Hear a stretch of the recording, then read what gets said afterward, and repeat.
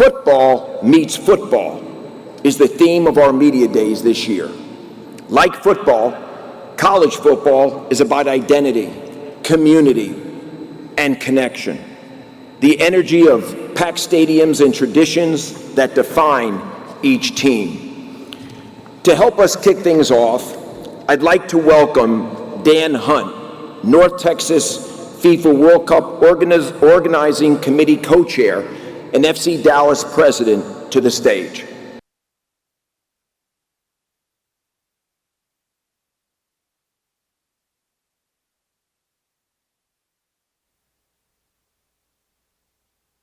Dan, thank you for being here and for your leadership and vision. Football meets football is about a shared passion across sports. Let's take a look at how that comes to life at the Big 12. From Saturdays in America to the world's most iconic stadiums. Different teams. Different traditions. Different languages. but passion. Needs no translation. The unity. The pride. The rituals that unite us. From Dallas To London. the game evolves. The stage gets bigger. Today, the stage is 4,000 miles away. Because no matter where you are, No matter what game you play, The love of sport. Is universal. Football. Football. Different games. Same passion. one conference A global stage. Where football meets football. The Big 12 aims to be the most globally relevant conference in college athletics. We opened last season in Ireland and will play 2 international games this fall, including TCU opening the season in Dublin and Arizona State and Kansas competing in the first ever college game at iconic Wembley Stadium. In fact, Fox Big Noon Kickoff will take their show international for the first time and join us at the Union Jack Classic. Wherever Jordan Bazan is, I want to thank him because that's a big deal for this conference. And we thank Fox for their continued support. 14% of our student athletes come from outside the U.S. 6 of our 16 institutions have campuses outside the U.S., including Arizona State's new campus in London, opening this fall. Our brand of football travels. It's fast, it's dynamic, and it's exciting. And it resonates beyond our borders. The Big 12 proved to be the deepest and most competitive in the country last year, with more late game drama than any other conference. And the metrics show that. Our championship game drew more than 85,000 fans, the most attended in Power 4 history, with game viewership up 39%. We had a conference record 38 NFL draft selections, including 11 in the first 2 rounds. And while football is a powerful driver, I'm incredibly proud of what our student athletes, coaches, and administrators have accomplished across all of our sports. In basketball, we had a conference record tying 8 NCAA tournament selections for both men's and women's.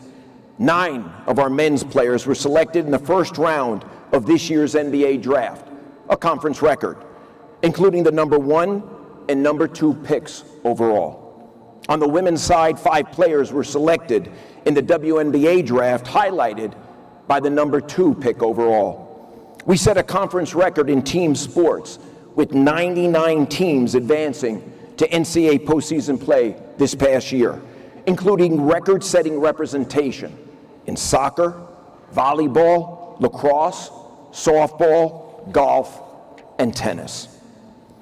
Every school in this conference earned a postseason appearance this year, underscoring our shared commitment to excellence and competing at the highest levels.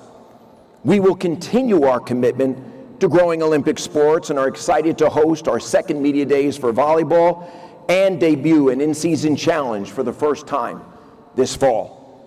To put a bow on this year's competition, I'm excited to announce the recipient of the inaugural All-State Commissioner's Cup and winner of the All-State Big 12 Championship Series.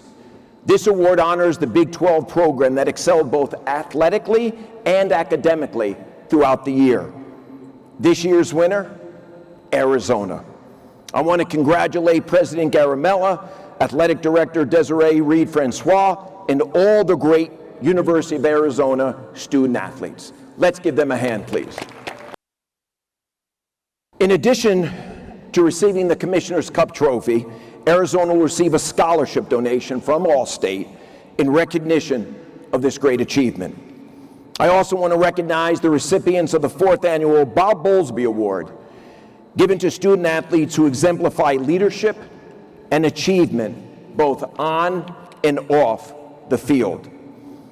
This year's honorees are Johnny Kulo from Arizona State Swimming and Diving, Olivia Miles from TCU Women's Basketball, and Juliet Lara Quente Hubner from Cincinnati Track and Field. Congratulations to each of you. Let's give them a hand. It was also a great year for the Big 12 off the field and court. This is my 4th media days, and I've always viewed our path forward in 3 phases: stabilize, build, and grow. We are now in full growth mode, and one of our top priorities is to create value for our member institutions. Sponsorship revenue this year was up 182%, and in the coming weeks we will share more news to continue that momentum. But today, I have a very special announcement. Last year, we entered a partnership with Monster Energy to be the official energy drink of the Big 12. And today, we build on that with Monster Energy becoming the entitlement partner of Big 12 football and Big 12 basketball regular seasons. Monster Energy represents drive, edge, ambition, qualities that mirror our student athletes and the Big 12 Conference. Our multi-year partnership is a first of its kind, built on the right brand and cultural alignment. Monster Energy is the #1 energy drink domestically and will take this conference to places it has not been before. The global nature of who they are aligns with our global aspirations. Monster Energy is sold in approximately 159 countries. During the regular season, Big 12 football, men's and women's basketball will be branded as Monster Energy Big 12 football and Monster Energy Big 12 basketball for all conference-controlled assets and platforms. A co-branded Monster Energy and Big 12 Conference logo will be featured on football and basketball jerseys, fields, and courts, with additional integration across conference digital and social media channels. Mitch Covington, Monster Energy's Global Chief Partnership Officer, is here with us today to celebrate this partnership along with his colleagues. Mitch, please stand up. Mitch, let's give Mitch a big hand, please. Mitch and I have been friends for years, and Mitch, I appreciate your growing support of the Big 12 Conference. Trust me when I say this to you, we will deliver big for you and Monster Energy. Thank you for everything. Mitch will be available today if any of you have any questions regarding our partnership. As we turn the page to the upcoming football season, our momentum continues to build as we remain patiently aggressive in everything we do. We're excited to welcome 4 new football coaches this year: Colin Klein at Kansas State, Eric Morris at Oklahoma State, Jimmy Rogers at Iowa State, and Morgan Scalley at Utah. The Big 12 again will be the conference of quarterbacks, with 6 returning starters and one of the strongest portal classes in the country at the position. Our competitive depth will fuel another exciting run to the Big 12 championship at AT&T Stadium in Arlington, and position multiple Big 12 programs firmly in the college football conversation, playoff conversation.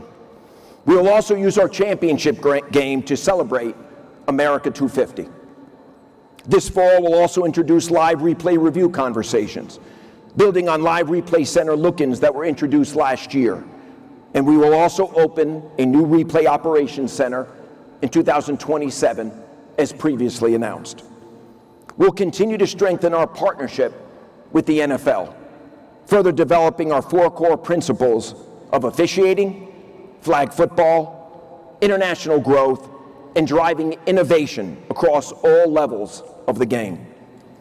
Over the next 12 months, I look forward to working with my fellow P4 commissioners on issues that affect all of us, including the future of a college football playoff. We've begun formal discussions around expansion and the right format moving forward. I've said it before, more access is needed, as too many great teams are still left out. I've also said before, we still need to work through the economics and scheduling and address any unintended consequences. There's been a lot of movement on the Hill. I want to applaud Senators Cruz and Cantwell for introducing the Protect College Sports Act.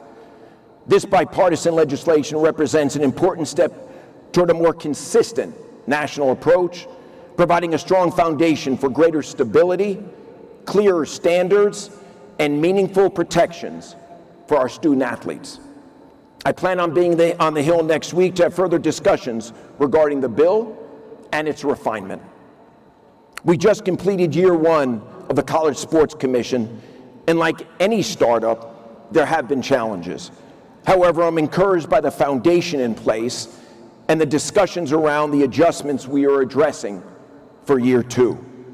I also want to commend Charlie Baker and the NCAA as they embrace reform in key areas, including eligibility and tampering, reflecting the broader changes shaping college athletics. Sports betting remains an industry-wide concern. We are extending our partnership with IC360 to monitor activity and expand education and support for our student athletes. There has never been a better time than right now to be part of this conference. We look forward to moving ahead as 16 strong and leveraging our scale and collective influence within college athletics to deliver monster moments all year long. Our conference goal is to be great every day for our student athletes and for our member institutions. I want to thank you all for being here, and I'll take some questions. Thank you. Throughout the Brendan Sorsby situation, if you supported Texas Tech at any point throughout that, and if that changed, what may have caused you to change your mind on that? Let me start off by saying I appreciate the question. I appreciate other questions that are probably going to come forth today. Today is not the time to address that issue. Today is about celebrating the upcoming football season and celebrating our 16 schools. But I appreciate the question, so thank you.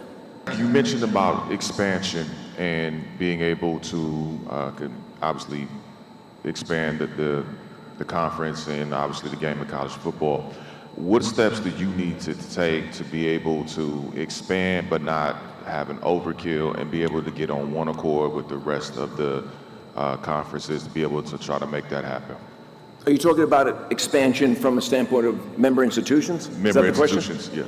Okay, so the only way I'm going to address that is I love the makeup of our conference right now.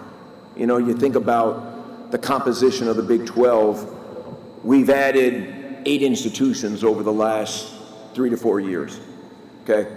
It's taken a lot of time and effort to build cohesion. I think we're finally there. I don't think as a conference we're the best version of ourselves. We've got some work to still do, but we're well on our way. And as I said in my closing comments, there's never been a better time to be part of this conference than right now. But thank you for the question. How important is it to continue playing out-of-conference rivalry games? Well, I think out-of-conference games are critically important. You know, Scott Draper and I discuss that all the time. And we'll continue to discuss that on a go-forward basis. You mentioned something about 10 conference games or no? How does it, does that change? If you go to 10 games, does it change the willingness to play out-of-conference rivalry games? Well, listen, as it relates to 10 conference games, it's something I brought up at the spring business meetings, and that will be predicated on where we end up or not in the college football playoff expansion. All those variables are interconnected, if you will, and we'll address them when we need to. But out-of-conference games are critically important. Commissioner, what did you learn about the evaluation process for the college football playoff that you want to tell your member institutions? And what are your feelings about the college football playoff and the number of teams that are involved at this point? Well, the college football playoff obviously is something that's been top of mind for me for quite some time, and we've talked about different formats and how do you expand it or not. And that work really in earnest is starting now.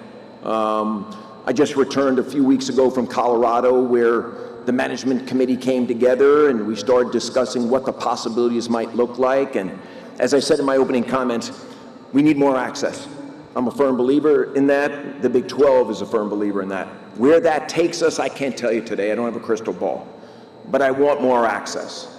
And I think that's the right thing for us to consider. And we're doing the appropriate due diligence right now. But thank you for your question. What other locations or how big of a role is international play going to be in the league going forward? Well, I mean, I've said it before, and I'm on the record. You know, we have global ambitions as a conference. Obviously, we're playing 2 games overseas this year. 14% of our student athletes come from outside this country, and 6 of our 16 institutions have campuses outside of the U.S. So it's something that we need to continue to do our due diligence on. I do like the NFL model and where they're going. I like the NBA and where they're going. If you think about where we've played internationally, it's pretty consistent and aligns well where the NFL and the NBA have been, and we'll see where we go in the future. But I'm excited about the possibilities. There's a lot of interest in Europe for what we do here at the Big 12, and we'll determine if, what's next and what's right. But thank you for your question. When it comes to the playoff, I mean, it appeared the Big 12 and the ACC were on the side of a 16-team format several months ago. Appears that has flipped. The desire for more access really hasn't changed. What were the factors that made you shift towards the 24? And secondary questions, if we do go 24, looks like we lose the Big 12 championship game. Is that just a collateral damage that you're willing to accept? Well, first of all, great question. I liked 16 initially as I learned more about it, obviously without the additional AQs, okay? When 24 became part of the conversation, we've done our own conference due diligence around it, and we think it might be a great fit for us. We discussed it most recently in our spring business meeting with our coaches. Across the board, they liked it, and we continue to have those conversations with our ADs and our presidents. We do need to understand the economics. Is there a marketplace to go to 24? We have to understand the scheduling dynamic and what that means, and the unintended consequences, which I said earlier. As it relates to our championship game, I think I've said it before, that's a huge tentpole event for us. I mean, we had over 85,000 attend last year, and our ratings were up 39%. It's a big deal for us. And there are economics that go with that champ game. So as we consider 24, we've got to look at what we have and what potentially we might gain, and ultimately make the best decision for the Big 12. But everything's on the table. With the gambling situation that the conference dealt with in the past year, we had multiple parties making multiple assertions, threats, in a courtroom, including 2 different states' attorneys kind of weighing in on what was going to happen or what should happen. What is the conference doing as you look to celebrate this year and protect the game moving forward? What is the conference doing to ensure that the resolution of these situations happens within a byline or guidelines of the conference and not in a courtroom? Listen, I appreciate the question. I'll just start off by saying integrity for the game is critically important. for all sports for this conference. We will continue to work with our student athletes to educate them and to help guide them in this new environment. You know, when I grew up, sports betting wasn't as available as it is today. It's a different world that student athletes are growing up in, and they need to be educated. And that's the role that we are taking alongside of our member institutions. But thank you for the question. With AT&T Stadium seeing such an international, guess you would say, like love from everyone that's been there, what is your plan for this with 250 celebration being there for the championship at the end of this season? It's a great question. We have not gone to work yet on what that looks like, but that's one of our biggest moments of the year, our champ game, and everything leads to AT&T Stadium. So we think it's a perfect opportunity for us to celebrate America 250. Thank you for your question.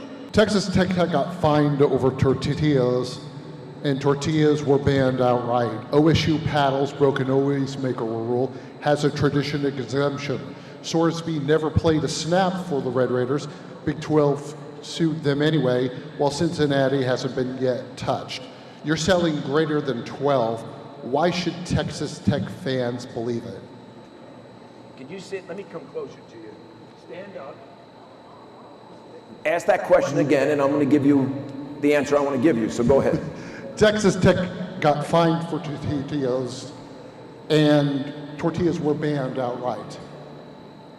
OSU has had paddles that were given a noisemaker exemption back in 2012. Sorsby never played a snap for the Red Raiders, and yet there is a lawsuit. Cincinnati has yet to be touched.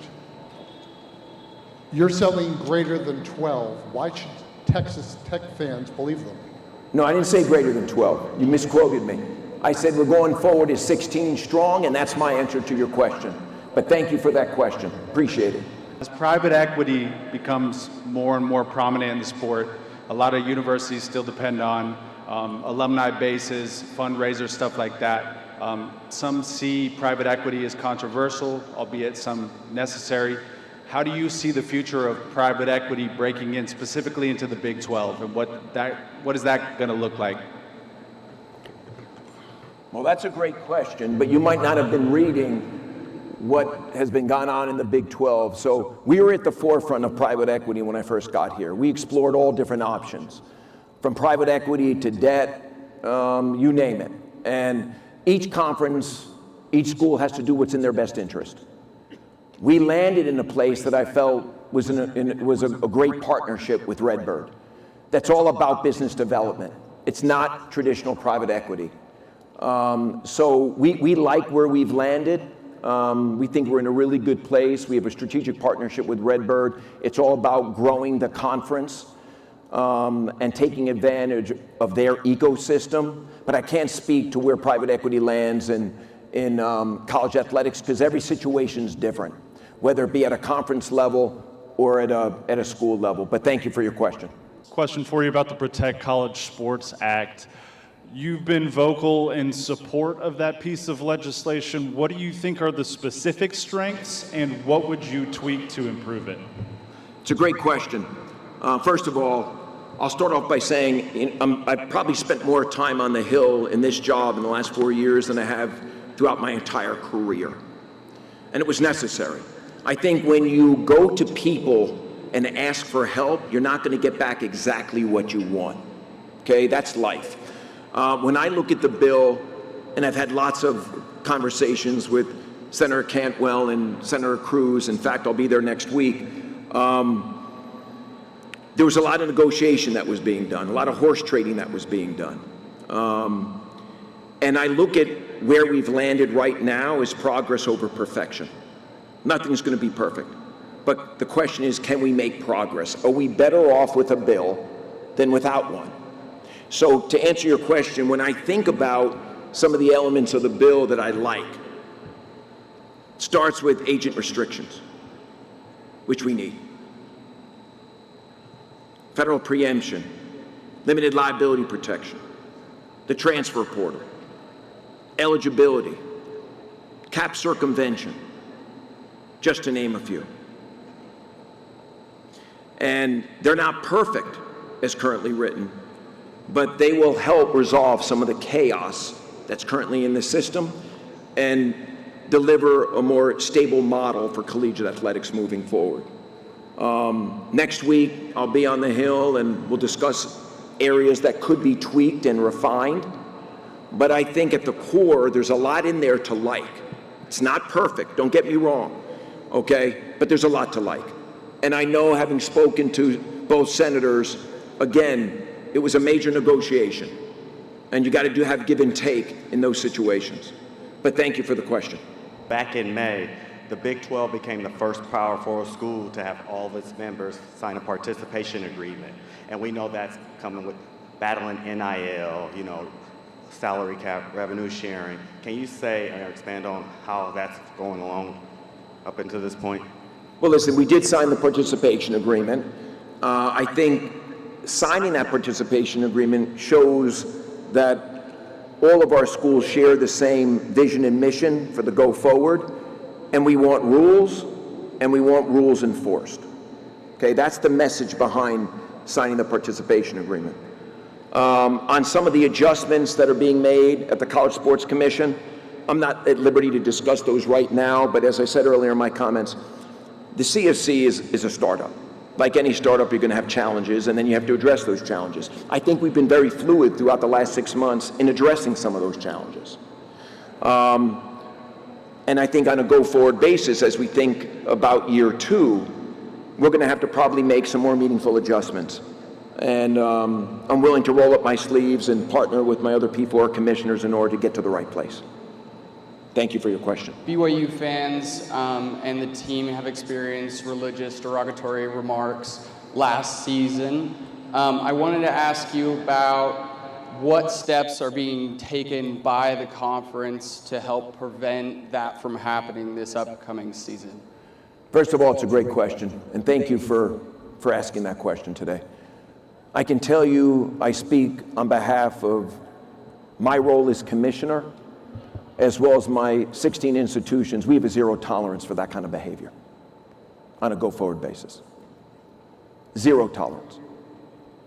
And we have a meeting set up with the presidents, which make up our board, and our ADs in August to address that situation and that topic very intentionally, to make sure we are better next year. As I said in my closing comments, my goal, our collective goal, is to be great every day for our student athletes, for our member institutions, for our communities that we live in. And we plan on being better next year for sure. But thank you for that question. Thank you, everyone. Appreciate your time today.